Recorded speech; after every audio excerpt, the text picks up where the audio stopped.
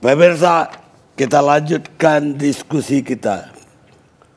Sekarang kita ingin pandangan dari Letjen TNI Purnawirawan Sutioso, mantan Wakil Danjen Kopassus, mantan Danjen kok Wakil. Silakan, Jenderal. Assalamualaikum warahmatullahi wabarakatuh. Selamat malam Pak Karni, pemirsa dimanapun Anda berada. Terima kasih ya. Biasanya saya sama Profesor Said itu penutup, sekarang lebih awal ya. Ini Pak Karni makin lama makin bijaksana gitu kan. Jadi yang tua-tua didahulukan supaya cepat pulang katanya gitu kan. Baik Pak Karni, penyerangan yang dilakukan personel TNI Angkatan Darat ini terhadap aparat, ya, lalu merusak sarana fasilitas institusi tertentu, itu sudah pasti tindakan salah. Dan dia akan mendapatkan sanksi yang cukup berat saya rasa kalau mendengarkan penjelasan pimpinan Angkatan Darat tadi. Saya perkirakan dia akan kena sanksi hukum militer, yang kedua juga hukum pidana gitu. Jadi ekstrimnya itu mungkin yang akan diterima kecuali diberhentikan dengan tidak hormat adalah bisa juga masuk penjara gitu. Tetapi sekali lagi sangat tepat judul ini, kenapa terulang kan gitu kan. Nah oleh karena itu Bung Karni, dari diskusi ILC malam ini, sesuai moto ILC nih, kita diskusikan, Anda simpulkan. Ya, jadi mudah-mudahan nanti kesimpulan yang kita dapat itu betul-betul hasil diskusi yang komprehensif, ya, bisa menggali apa sih masalahnya gitu. Hukuman seberat itu kok ternyata nggak kapok juga tuh dia kan gitu kan. Nah, saya ini kebetulan pemirsa, sebelum saya jadi gubernur, karir saya di militer selama 30 tahun. Dan 30 tahun itu saya hanya 5 tahun aja di teritorial, ya. Artinya apa? 25 tahun saya di pasukan tempur, ya. Di Kopassus, dipindah ke Kostrad, tarik lagi ke Kopassus, pindah lagi ke Kostrad, tarik lagi ke Kopassus. Itu 3 kali saya masuk ke Kopassus. Dengan perincian kira-kira 3 tahun di Kostrad, 2 kali itu, lalu selebihnya 22 tahun di Kopassus. Dari perjalanan itu tadi, artinya bahwa sebenarnya saya mempunyai penglihatan dan pengetahuan yang besar sekali terhadap para prajurit di pasukan tempur terutama. Oleh karena itu pembahasan yang akan saya sampaikan tentu kita fokuskan kepada satuan tempur. Karena mereka anak-anak inilah yang sering melakukan insiden-insiden seperti itu. Nah pasukan tempur itu sebenarnya ada di Angkatan Darat, Laut juga ada maupun di Angkatan Udara. Di Angkatan Darat, di setiap kodam paling tidak ada 3 batalion atau 1 brigade, ya, batalion infanteri. Masih diperkuat lagi mungkin dengan kompi, kavaleri dan juga artileri gitu ya. Itu juga satuan tempur. Ya, lalu pasukan tempur yang paling besar itu adalah Kostrad. Terdiri dari 2 divisi, ya 1 brigade. Lalu ada Kopassus, grup 1 di Serang, grup 2 di Kartosuro, dan ada di Batu Jajar dan Maros Komando ini di Cijantung. Gitu. Nah di Angkatan Laut ada marinir dan di Angkatan Udara ada paskas. Maksud saya pasukan-pasukan di angkatan lain yang saya sebut tadi pun kurang lebih sama lah kondisinya. Nah oleh karena itulah kita akan mencoba melihat secara cermat ya, apa sih yang mereka lakukan. Ya, terutama para perwira ini membina para prajuritnya saat di basis. Gitu. Yang pertama tentu olah keprajuritan. Ya, dia harus siap tempur, oleh karena itu terus dilatih dia. Bagaimana teknik bertempur, bagaimana nembak yang baik dan sebagainya, gerakan-gerakan yang senyap dan sebagainya. Lalu pembinaan fisik, ya lari, push up, sit up dan lain sebagainya, itu sudah rutin itu. Tetapi di samping itu ada sebuah indoktrinasi, ya, yang indoktrinasi itu mengarah kepada bagaimana membuat prajurit itu mempunyai agresivitas yang tinggi. Gitu. Jadi agresif prajurit. Dia prajurit tempur, tidak boleh ragu-ragu. Dia harus agresif. pada saat komandannya ngomong serbu gitu. Jadi kehendak dia untuk melumpuhkan lawan itu harus tinggi gitu kan. Sehingga tidak ada keraguan dalam gerakan. Itu yang pertama. Lalu yang kedua adalah ditanamkan jiwa korsa atau esprit de corps. Ya. Jiwa korsa ini penting ya, supaya dia bangga terhadap satuannya. Di sisi lain kalau ditugaskan tidak sukses dia akan malu gitu. Membawa nama Korps Baret Merah, ya, Baret Hijau, Kostrad, ya, Baret Ungu, Marinir, Jingga, Paskas gitu. Jadi akan malu dia kalau sukses. Karena itu lalu dari hasil indoktrinasi di sisi jiwa korsa itu, lalu ada semboyan mereka pantang pulang sebelum menang gitu kan. Kalau di Kopassus yang terkenal itu adalah lebih baik pulang nama daripada gagal tugas. Pulang nama, dia lebih baik mati daripada gagal dalam tugas. Itu adalah karena mempunyai jiwa korsa yang tinggi gitu ya. Lalu yang ketiga adalah kesetiakawanan. Dia satu sama lain harus mempunyai kesetiakawanan. Dan itu kecuali di indoktrinasi memang tumbuh secara otomatis. Ya, mereka latihan bersama-sama, melakukan tugas bersama-sama, di asrama bersama-sama. Jadi kebersamaan itu menyebabkan mereka mempunyai kesetiakawanan. Sekali lagi, latihan yang diberikan kepada para perwiranya tadi dan juga indoktrinasi itu adalah disiapkan untuk bertempur. Gitu, disiapkan untuk bertempur. Nah, mari kita melihat lebih dalam lagi. Jadi saya katakan tadi bahwa prajurit itu sebenarnya dilatih terus-terusan, ya. Dan itu menjadi membosankan. Karena apa? Dia dilatih bertempur tapi tidak pernah dipraktekkan bertempur dengan siapa gitu kan. Itu masalah. Masalah satu yang perlu dicatat gitu. Jadi mereka lalu bosan. Jadi ilustrasinya itu seperti petinju, Bung Karni ya. Petinju itu dilatih fisik, dilatih mukulin sansak habis-habisan gitu setiap hari, ya. Lalu dia juga shadow boxing, seakan-akan boxing dengan bayangannya sendiri gitu kan. Nah harapannya apa? Dia dilatih tiap hari berturut-turut gitu. Dia naik ring, itu diharapkan kepada musuh yang sebenarnya. Kira-kira ilustrasinya seperti itu.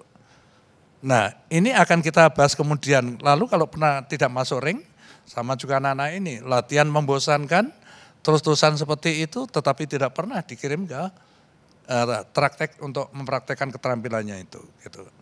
Nah, mari kita lihat lebih jauh lagi, gitu, kondisi mereka secara pribadi ya.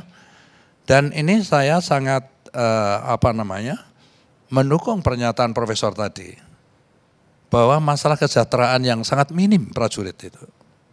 Seorang prajurit Prada atau Pratu ya, itu sebulan dia akan mendapatkan gaji dengan tentu gaji pokok dan tunjangan dan sebagainya lah ya. Itu sebesar kira-kira 5.300.000. 5.300.000. Dia bujang. Enggak masalah, duit itu bisa dia kirim ke rumah membantu adik-adiknya ya untuk biaya sekolah. Sebagian dia makan di asrama, dia tinggal di barak tidak bayar, makanya dapur sangat murah sekali ya. Tahu tempe tiap hari dan dia mungkin ditambah sendiri dengan teri dan lain sebagainya lah kayak gitulah. Yang saya lihat terus, bayangkan Anda 25 tahun saya kumpul dengan mereka, itu sangat lama waktu itu, saya tahu ya. Nah, kemudian bagaimana yang menikah sekarang? Ya, saya pastikan kalau dia menikah untuk tingkat Tamtama Bintara, dia tidak akan dapat fasilitas perumahan. Perumahan sangat terbatas, sebagian besarnya masih ditempati senior-seniornya, para purnawirawan, itu yang terjadi. Maka dia harus bagaimana? Dia harus kontrak nyewa rumah. Ya, rumah yang sederhana, satu kamar aja sudah 1 juta Pak. Kalau anaknya sudah besar, dia nggak bisa lagi 1 kamar, mesti harus 2 kamar. Katakan 1,5 juta. 5 juta tadi, 5.300.000 dikurangi 1,5 juta. Sisanya 3,5, lebih dikit. Cukupkah membiayai kehidupan 1 bulan? Cukupkah itu? Apalagi Jakarta dan sekitarnya. Seorang yang ikut saya ini adalah pembantu letnan.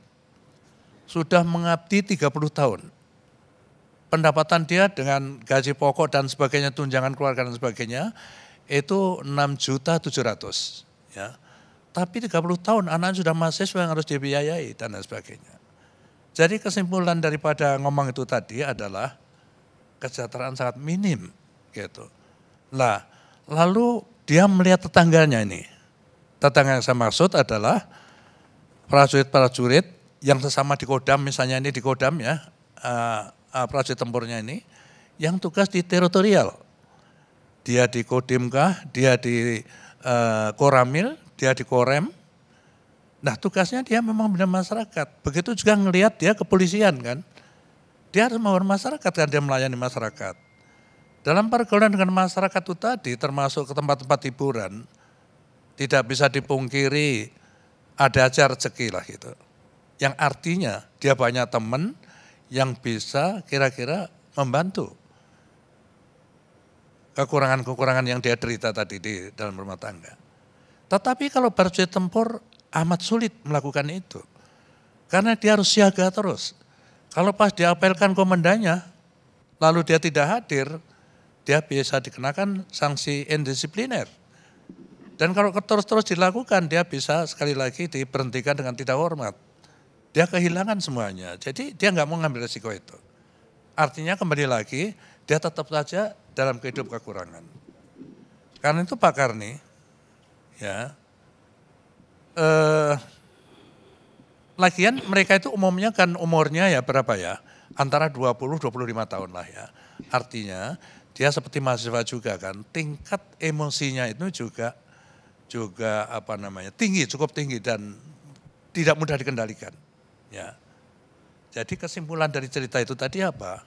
Memang menurut pandangan saya Pak Karni ya, ada kecemburuan sosial gitu.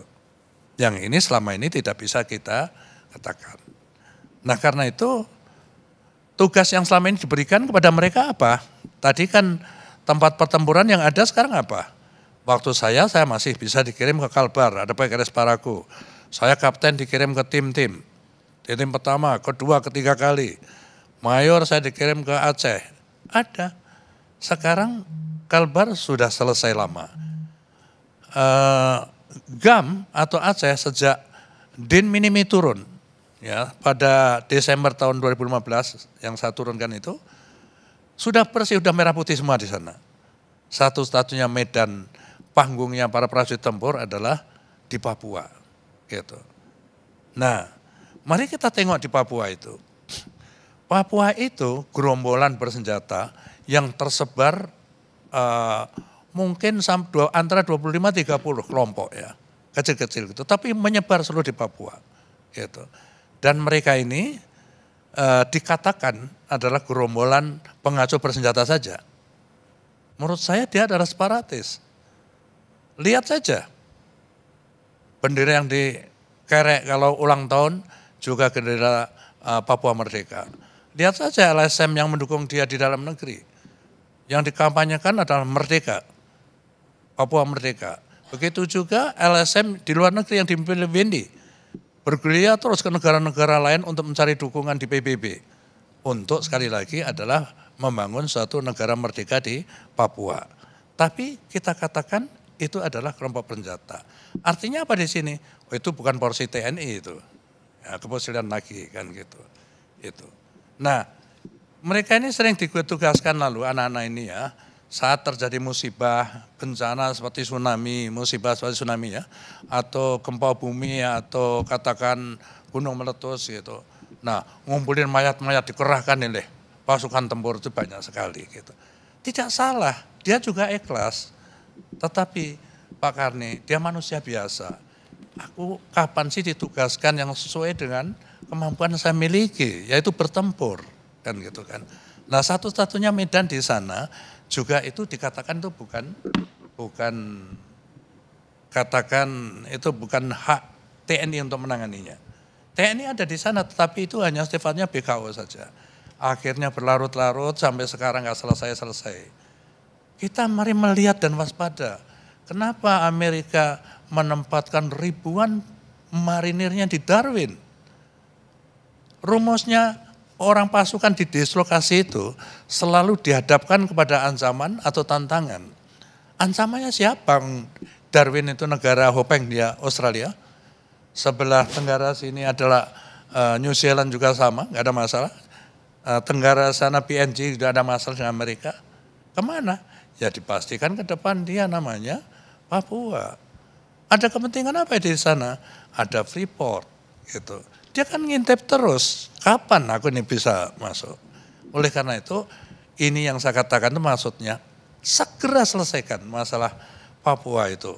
Miris kalau terus kayak itu memberikan peluang. Masa kita nggak hafal teknik-teknik dia masuk di Timur Tengah dan lain sebagainya. Ada pergolakan di dalam, lalu dia masuk ke dalamnya, gitu. Ya, nah itu. Lalu masalah yang kedua, yang mungkin medan tempur yang diharapkan oleh prajurit ini adalah menangani terorisme. Ya. Terorisme ini adalah sebuah serangan yang dahsyat dan mengerikan. Ya. Orang pada ngeri semua. Sampai di komunitas intelijen dunia itu, ya apakah waktu kita bicara di Singapura, waktu ketemu di Beijing itu, bicaranya terorisme. Yang kita jadikan sepakat musuh kita bersama. Sehingga negara-negara semua itu sepakat untuk saling membantu memerangi terorisme. Kenapa? Mengerikan, dia tidak peduli korbannya siapa. Dan dampak yang ditimbulkan itu juga trauma yang sangat panjang. Ya. Orang bisa cacat seumur hidup dari serangan terorisme itu. Dan di Indonesia ini maaf sekali, Indonesia bukan sedikit jumlahnya. Mungkin Bapak nanti bisa menjelaskan BNPT. Aku meyakini kelompok itu banyak tersebar di mana-mana. Hanya mereka lagi tiarap, ya belum saatnya. Dia akan tampil pada saat yang mereka anggap tepat. Nah, seperti itu mereka ini kan. Nah, sementara itu di Angkatan Darat kita membangun anti teror namanya Den 81 yang kita persenjatai, kita latih dan kita persenjatai secara khusus untuk memerangi terorisme.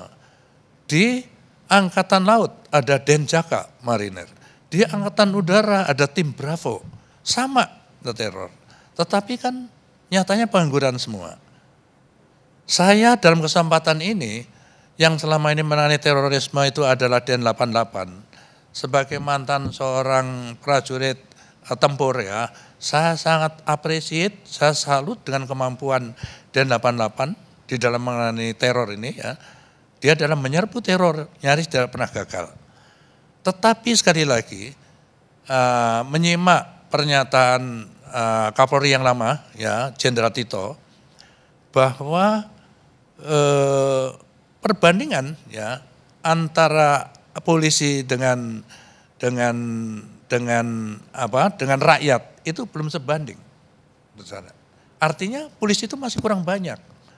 Nah, dalam kondisi yang terbatas jumlahnya, dibebani semua tugas, dibebani semua tanggung jawab yang cukup berat-berat itu, termasuk memerangi terorisme, termasuk juga yang saya katakan tadi separatis yang dikatakan kelompok bersenjata. Nah, sementara ada rekan katakan TNI yang siap menjadi pengangguran, kan seperti itu kira-kira. Sekali lagi, jadi ini masalah, karena ini masalah psikologis kan, masalah psikologis gitu kan. Nah, kendalanya apa kok itu sulit sekali? Selalu kita larinya bahwa itu undang-undangnya seperti itu. Itu undang-undang kita itu bukan TNI, itu adalah masalah keamanan. Polisi itu TNI itu adalah hanya satu, adalah pertahanan. Nah, apa hakikat pertahanan? Pertahanan itu kalau diserang lawan kita bertahan. Lah kapan kita diserang? Gak pernah diserang kita. Udah sampai hari raya kuda kita nunggu gak pernah diserang orang. Artinya mereka terus gak ada kerjaan kan, artinya gitu kan. Nah, tetapi kendalanya selalu undang-undang. Kendalanya takut nanti melanggar HAM.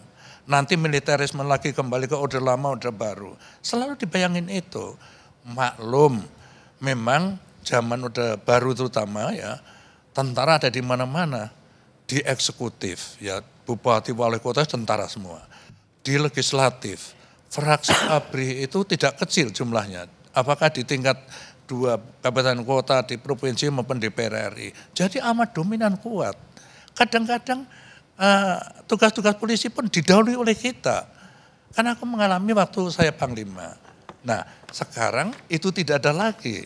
Gitu. Namun tidak berarti apakah perlu hanya dianggurkan saja sementara mempunyai kemampuan kayak begitu. Jadi Bang Karni, semoga kita bisa menggugah ya, ini masalah ini kan. Rakyat itu sebenarnya tidak peduli. Terorisme ditangani oleh siapa tidak peduli. Aspara tidak peduli, yang penting aman Republik ini. Semuanya merah putih. Nah, karena itu semoga ya rakyat tidak takut lagi terhadap kehadiran TNI itu yang sekarang ini ya. Karena pengawasnya ini sekarang luar biasa.